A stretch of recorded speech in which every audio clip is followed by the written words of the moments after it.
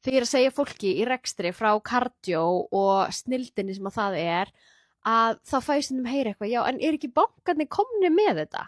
Þannig ég ætla bara að sýna þið munin á því að vera með fyrirtækjakort hjá kardió eða hjá bönkunum.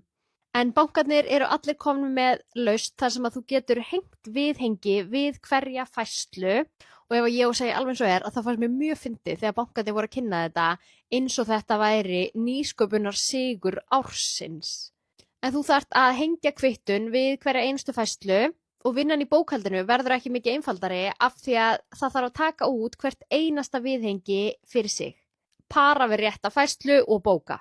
Á meðan hjá kardió þá er þetta miklu einfaldara og þeir eru komin miklu lengra með þetta.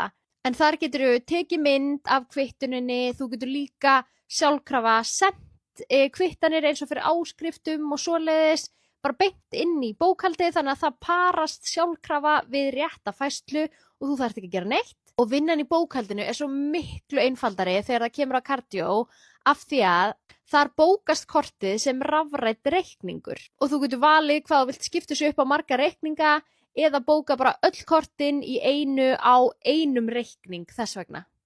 Og nú er ég bara búin að tala lykilfítusinn í kardió sem er að geta sendt rafræna reikninga fyrir kortunum en það eru ógeðslega margir aðrir fítusar sem að kardió hefur fram yfir bankana. Og þú þarft ekki að hætta hjá þínu viðskiptabanka til þess að vera hjá kardió. Kardió er bara kortalaust sem að þú getur nýtt fyrir fyrirtækjakortin.